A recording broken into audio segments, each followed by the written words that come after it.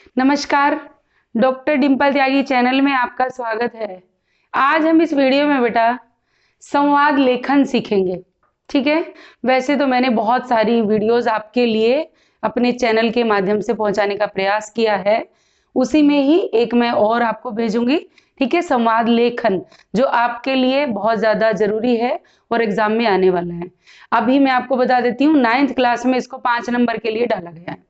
ठीक है बेटा, तो संवाद लेखन और भी बाकी लोगों को संवाद लिखना तो कम से कम आना चाहिए, क्योंकि हम भाषा की जानकारी लेते हैं।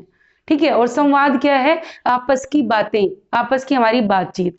माने संवाद लेखन अगर पूछे क्या होता है, तो दो या दो से अधिक व्यक्तियों के बीच जो बातचीत है, जो बातें करना है, अपनी अभिव्यक्ति देना है, उसको हम संवाद बोलते हैं। और लिखना माने संवाद लेखन। ठीक है, तो उन संवादों को ही माने जो बातें हैं आपकी, उन बातों को ही लिपिबद्ध करना संवाद लेखन कहलाता है। माने उन बातों को लिपिबद्ध करना यानी एक भाषा के रूप में लिख देना। ठीक है, उसको संवाद लेखन कहा जाता है। संवाद लेखन साहित्य का ही एक अंग है।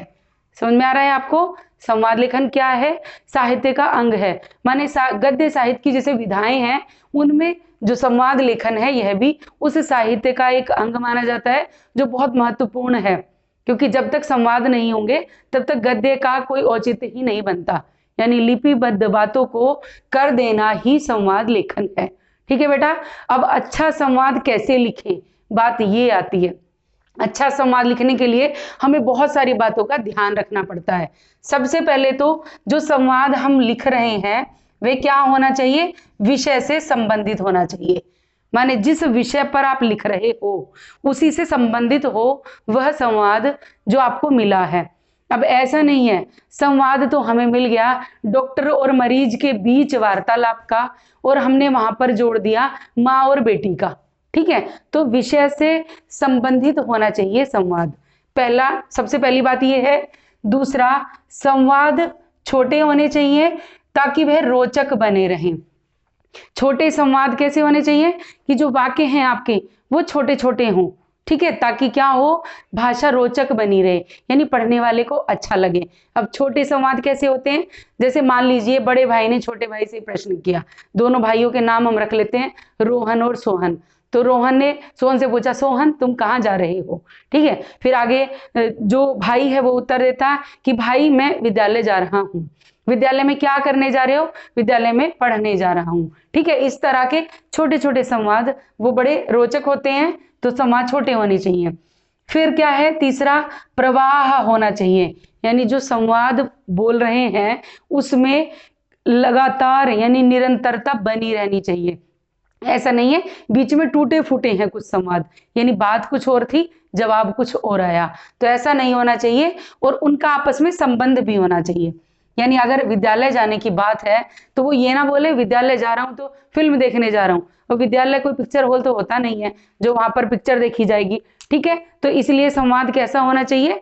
माने आपस में संबंध होना चाहिए उन संवादों का भी। ठीक है, तो इसी वजह से प्रवाह के साथ साथ प्रवाह के साथ साथ आपस में संबंध भी होना चाहिए। फिर आगे है आत्मीयता के लिए, यानी अपनापन बना रहे संवादों के बीच, हमारे नहीं, संवाद जिन दो का आपने चलाया है उनके बीच आत्मीयता प्रदर्शित हो, बनी रहे, दिखती रहे। इसलिए बीच बीच में संबोधन का भी प्रयोग होना चाहिए कि अरे ऐसा क्या हो गया, हे भाई तुमने ये क्या कर दिया, अरे तुम कहाँ जा रहे हो, वाह बहुत अच्छा लग रहा है। तो ये सारी चीजें क्या होती हैं? संबोधन होती हैं। ठीक है, तो ताकि उसमें आत्मीयता बनी रहे, अपनापन बना रहे, तो बीच बीच में संबोधनों का भी प्रयोग करना चाहिए। ठीक है बेटा जी, इतनी बातें यहां तक आपको समझ आ रही है? ठीक है, चलिए आगे। आगे उसमें जो सबसे और मुख्य बात बनती है वो है हाव भाव, यानी मुद्राएं। हाव भाव क्या होते हैं? एक्सप्रेशन होते हैं। उनको हम किन के माध्यम से दिखाते हैं? अपनी मुद्राओं के, ठीक है, चेष्टाओं के माध्यम से, कि हम करके दिखाते हैं। मान लीजिए कोई चीज अच्छी नहीं लगी तो हम ऐसे मुंह बनाएंगे। अब उस मुंह को क्यों बनाया? छी के लिए बनाया है। अब छी अगर हम ब्रैकेट में लिखेंगे, कोष्ठक में लिखेंगे, तो हमें पता चलेगा कि ये जो पात्र है ना, इसको ये चीज अच्छी नहीं लगी। आगे बात समझ, कि मान लीजिए एक जैसे आप कोई स्टोरी लिख रहे हो कि मानो बच्चा है घोड़े पर जा रहा है। अब घोड़े पर जा रहा है, ठीक है, घोड़ा तेज तेज चल रहा है। अब तेज में जो घोड़े की आवाज है, उस आवाज को, आवाज के जो शब्द हैं उनको हम कोष्ठक में लिखेंगे, तो जो पाठक है वह उससे मिल जाएगा, यानी पाठक के मन में रोचकता आएगी, इंटरेस्ट बनेगा उस कहानी को पढ़ने का। तो ये किससे आया? हाव भाव और मुद्राओं को कोष्ठक में लिखने से, इंगित करने से।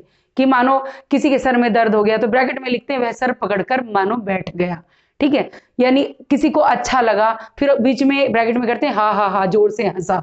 ये सारी चीजें क्या है? मुद्राएं हैं। तो उनको आपको कोष्ठक में लिखना भी जरूरी होता है, ताकि बात क्लियर हो जाए, स्पष्ट हो जाए।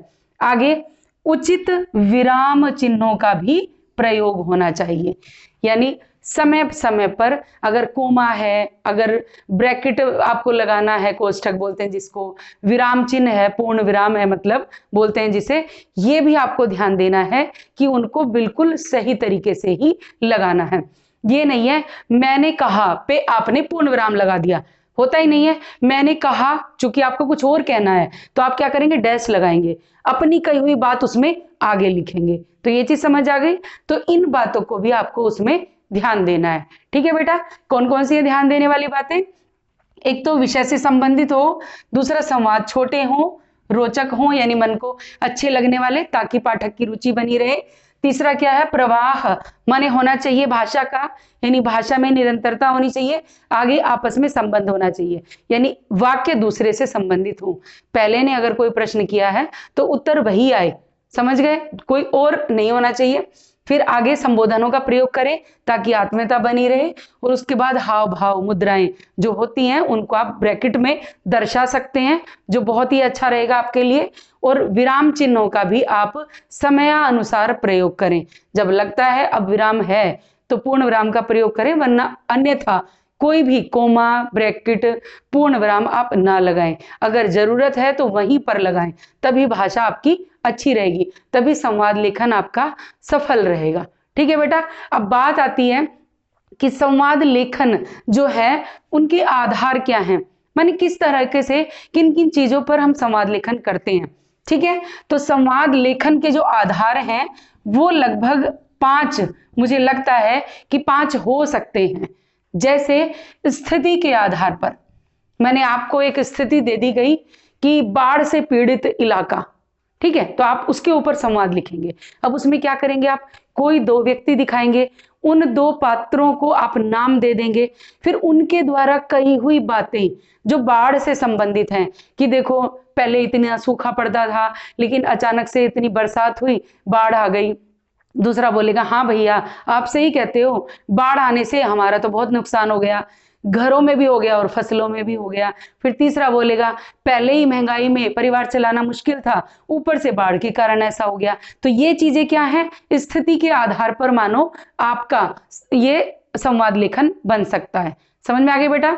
फिर दूसरा बनता है संकेत बिंदुओं के आधार पर, कि मानो आपको एक संकेत बिंदु दे दिया हमने कि कोई भी है, यानी रास्ता पार करती छोटे बच्चे के साथ एक महिला, फिर उसके आगे गाड़ी से टकराना, फिर उसके आगे कोई सज्जन पुरुष का आना, उसके आगे उसको अस्पताल तक पहुंचाना, फिर उसके आगे की मदद करना।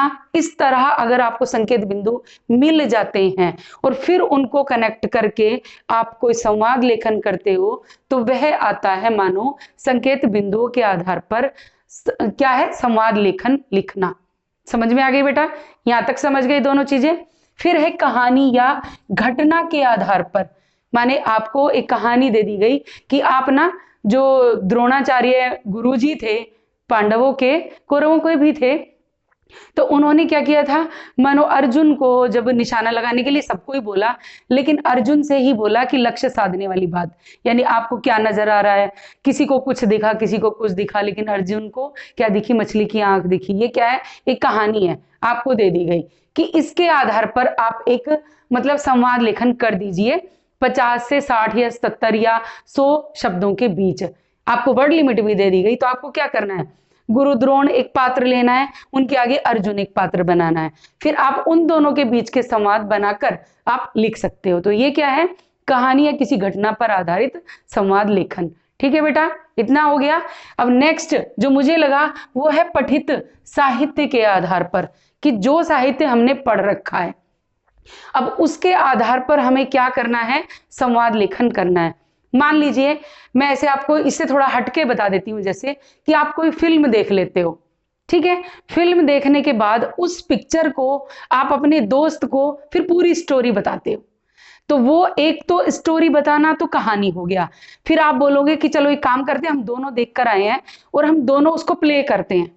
कई बार आपने आपकी क्लास में, आपके स्कूल में किसी टीचर ने इस तरह से कराया भी हो कि मान लीजिए ये स्टोरी है, अब इस स्टोरी का चलो हम रिवीजन करते हैं, किसके तरीके से, एक कला के, एक संवाद के तरीके से। तो हमने क्या किया, उस कहानी में 4 पात्र हैं, हमने 4 बच्चों को बना दिया।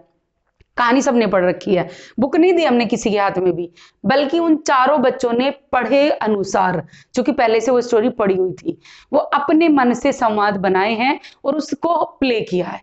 ठीक है, तो वो होता है पठित साहित्य के आधार पर संवाद करना। अब चूंकि लिखते हैं तो संवाद लेखन, लेखन का अर्थ क्या है, लिखना। ये बात समझ में आ गई बेटा।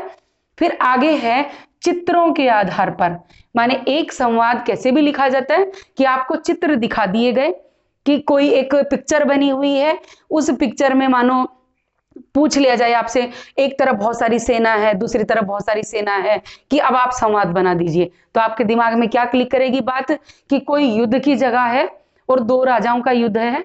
अब हम क्या करते हैं, उनमें संवाद बना देते हैं कि एक राजा ने दूसरे को ललकारा, या तो मेरी बात मान लो, नहीं तो जो है फिर ये लड़ाई करो, जो जीतेगा वही राज करेगा। दूसरा चूंकि वो भी राजा है, वो कम नहीं है, वो भी फिर बोलता है आगे से कि आप में हिम्मत है तो बोल बोल के मत दिखाओ, युद्ध करके दिखाओ। ये हमने किससे जाना, 2 चित्र के माध्यम से। आपने कई बार देखा होगा कि महाभारत में जब गीता का उपदेश दिया जाता है अर्जुन को कृष्ण के द्वारा, तो उसकी एक फोटो अक्सर हम पिक्चर देखते हैं। वो क्या देखते हैं कि रथ पर कृष्ण भगवान सारथी बनकर बैठे हैं, अर्जुन खड़े हैं और आगे बहुत सारे युद्ध का मैदान है। तो हम देखते ही पहचान जाते हैं कि ये पिक्चर किस जगह की है। किस जगह की होती है, महाभारत में युद्ध के मैदान की, ठीक है, जो लड़ाई हुई थी, यानी ये वो जगह है। हमने कैसे पहचानी, पिक्चर देखकर, फोटो देखकर। अब उसके ऊपर जो हम वार्तालाप करते हैं, जो 2 के बीच में हम संवाद करते हैं, उसको बोला जाता है बेटा संवाद लेखन। समझ में आ गई आपको। फिर दोबारा बता देती हूँ कि इसको साहित्य का एक अंग भी माना गया है। ठीक है, अगर कोई पूछा जाए क्या है संवाद, तो माने 2 व्यक्तियों के बीच की या 2 से अधिक व्यक्तियों के बीच की बातों को लिपिबद्ध करना ही संवाद लेखन है। ये बात समझ में आ गई बेटा। ठीक है, तो मुझे आशा है कि आप अच्छे से लिख पाएंगे। यह जो टॉपिक है आपके लिए बहुत जरूरी है। अगर जाते जाते फिर एक कीमती बात बोलती हूं, अगर अभी तक आपने चैनल को सब्सक्राइब नहीं किया है तो वो जरूर करें। धन्यवाद बेटा।